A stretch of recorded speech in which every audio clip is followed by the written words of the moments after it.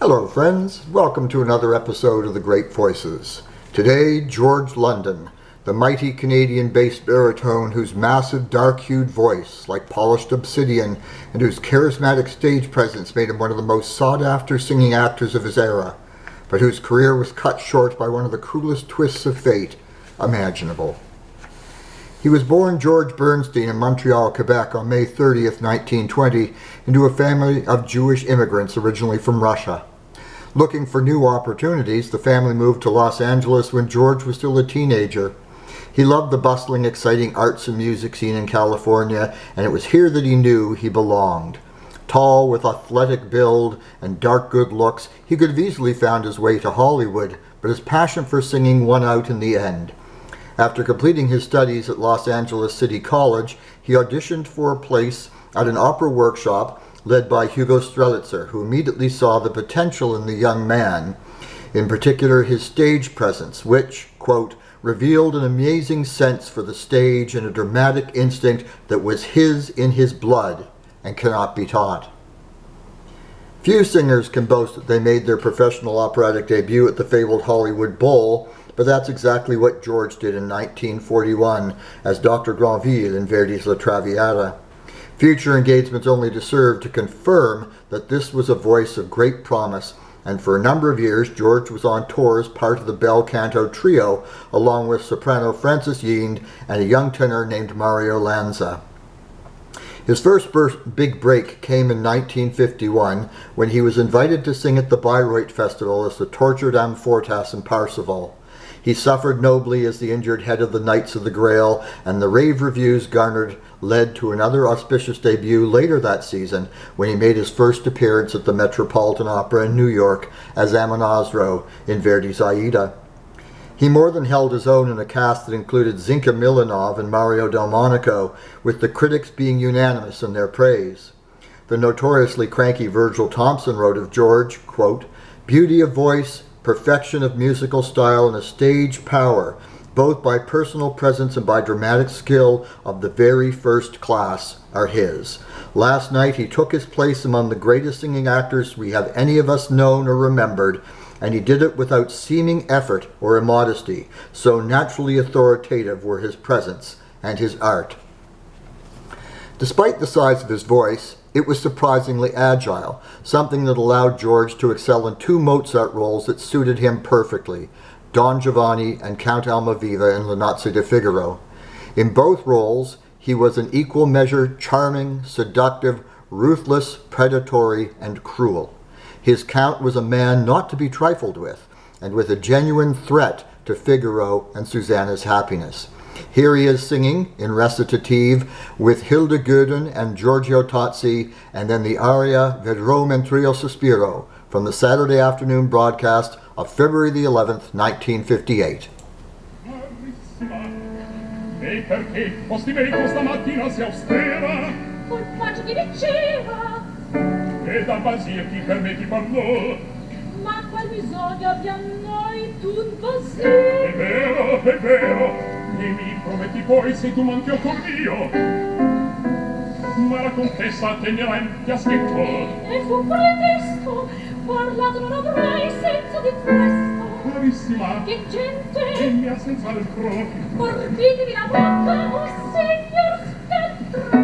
E Susanna dove vai? Taci, senza avvocato hai già vinta la causa. Cos'è mai? Hai già vinta la causa. Cosa sento? In qual loco cadea? Per finire, io voglio di tal modo punirmi. A piacer mio la sentenza sarà.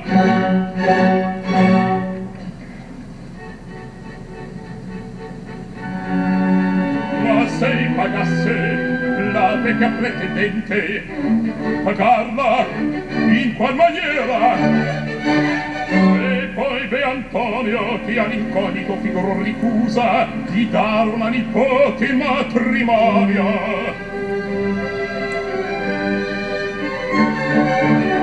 Coltivando l'orgoglio di questo mentecatto,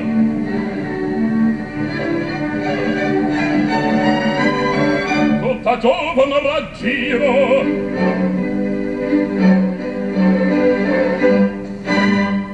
Il colpo hai fatto.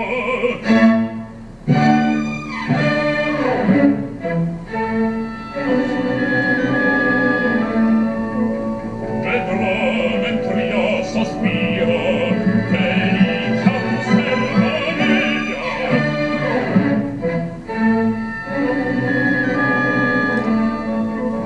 E ben che in tal desio lei possedir dovrà, vedrò per l'amore l'unità un figlio oggetto che in me descona affetto, che per me poi non ha, che per me poi non ha. Vedrò mentre io sospiro, felice un servo mio. Vedrò che mentre io desio lei posseder dovrà. Vedrò per man d'amore unita un vile oggetto che in me desta un affetto che per me poi non ha, che per me poi non ha. Vedrò, vedrò, vedrò, vedrò. Amor, lasciarti in pace, non può questo contento. Non nascesti audace, tu non nascesti audace per dare a me tormento e forza ancor per ridere di mia infelicità. Già la speranza soma delle vedette mie, quest'anima consola e giubilar mi fa, e giubilar mi fa. Ah, e lasciarti in pace non può questo contento. Tu non nascesti audace per dare a me tormento e forza ancor per ridere di mia infelicità. Già la speranza sola delle vedette mie, quest'anima consola e giubilar mi fa, e giubilar mi fa, e giubilar, e giubilar mi fa, e giubilar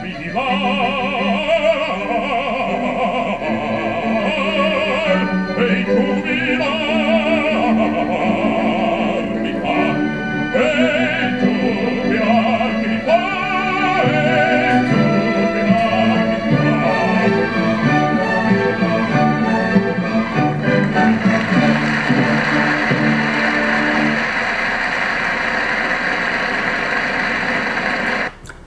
On March 6, 1953, George would sing a new role at the Met, one that would solidify his place as an international star of the highest caliber.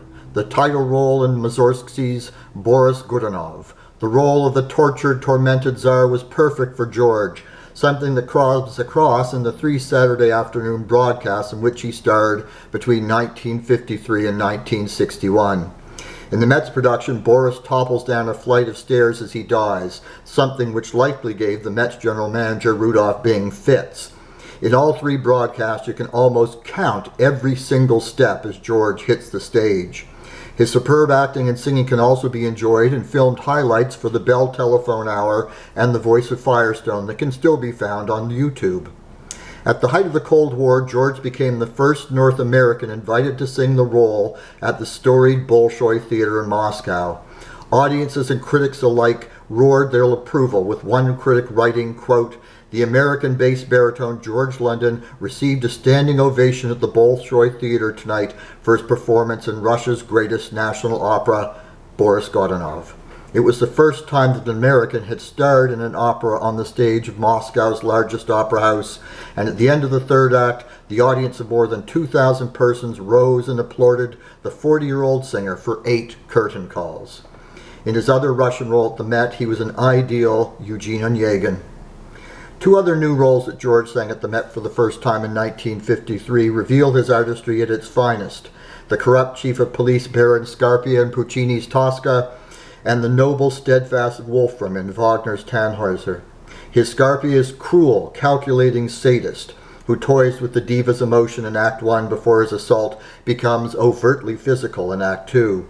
He sang the role in two Saturday afternoon broadcasts of 1959 and 1964, and also extended highlights from Act 2 that were filmed for the Ed Sullivan Show on two occasions, one with Maria Callas and the other with Renata Tebaldi.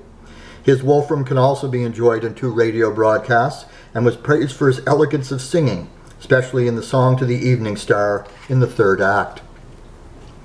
Wagnerian roles in general seem to suit George perfectly. Amfortas remained part of his staple repertoire throughout his career, and he sang Wotan on a number of occasions. 1958, he took part in the first stereophonic recording of the Ring Cycle, singing the role of Wotan in Das Rheingold under the baton of Sir Georg Scholti. 1960, he scored a personal triumph when he sang the tortured title role in Der Fliegende Holländer opposite Leonie Riesenek's Senta in a new production at the Met, hailed by critics, with Irving Culloden writing, quote, "London performed the music not only with a steady sense of purpose, but with a weary resignation, touched occasionally with unfulfilled hope, which gives the whole work its dramatic motivation." Having two singing actors of the caliber of George and Leonie on stage at the same time must have made for an incredible experience, and for many years, their performances were the benchmarks against all others were measured. Here is George with the Dutchman's monologue Die Frist is from the Saturday afternoon broadcast of 1960.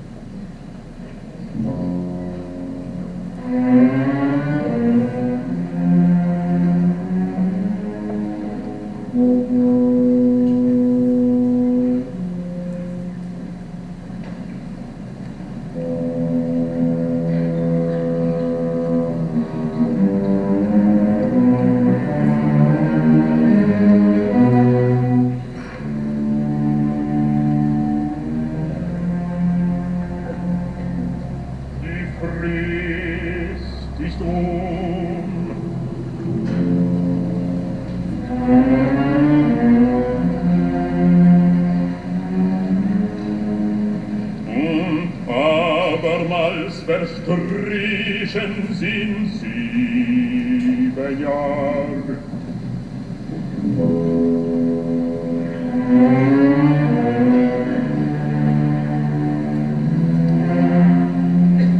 Voll Überdruss wirft mich das Meer ans Land. Oh, stolzer Ozean, in kurzer Frist sollst du mich wieder treffen. Dein Trotz ist beugsam, doch ewig meine Qual.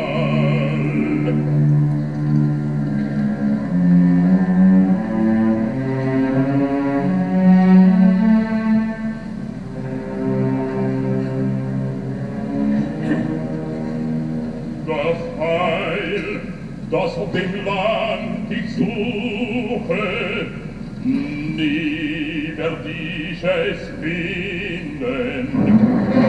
Euch befällt mir's Blutes, bleib ich getreu. Bis eure letzte Welle sich bricht,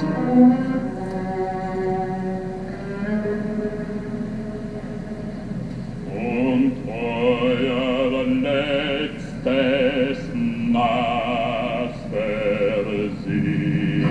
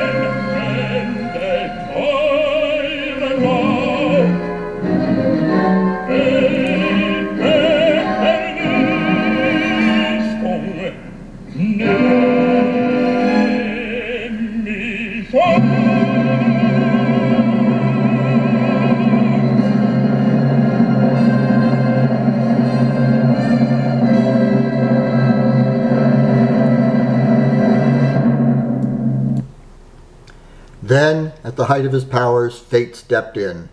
In the mid-1960s, George began to find that his vocal emission was becoming constricted, as if it was being held in a vice. An examination revealed the worst possible news. One of his vocal cords had become paralyzed. The devastated bass baritone continued to perform while undergoing a series of treatments that sound horrific by today's standards, including both silicone and Teflon directly into the impacted vocal cord. While there was some improvement, George refused to consider giving performances that weren't up to his own high standards, and on March 10, 1966, he gave his final performance at the Met as Amfortas, the curtain coming down on his career far too soon.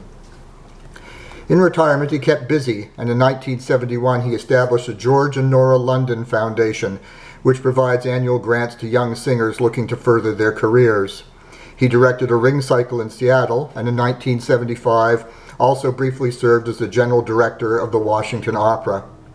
In 1977, he suffered the first of 3 debilitating heart attacks, which left him partially paralyzed and unable to speak. Whether this was due to the radical treatments he underwent is open to conjecture, but his health never recovered. So why do I feel that George deserves his place among operatic royalty? His incredible voice that embodied the darkest hues from deep purple velvet to ebony as black as night was just phenomenal.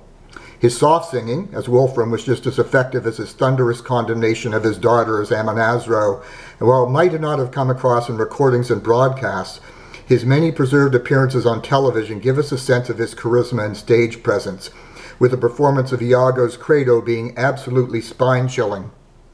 Sadly, he never sang the role at the Met.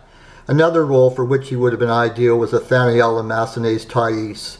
For a fine example of his artistry, here he is singing Voilà donc la terrible cité.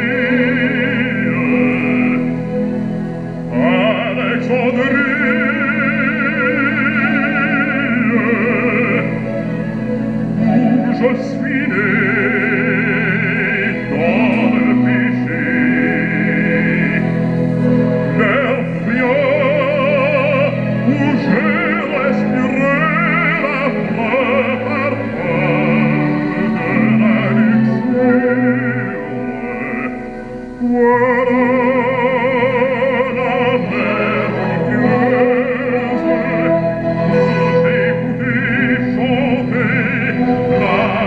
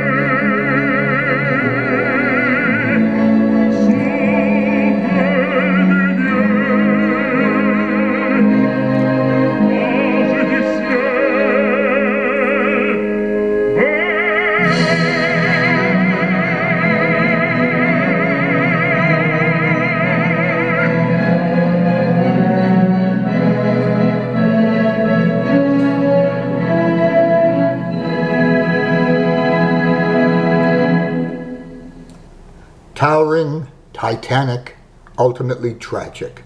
George London, one of the great voices. And now this is Verdi Guy 65 signing off from Dartmouth, Nova Scotia, Canada. Wishing you all a wonderful musical day.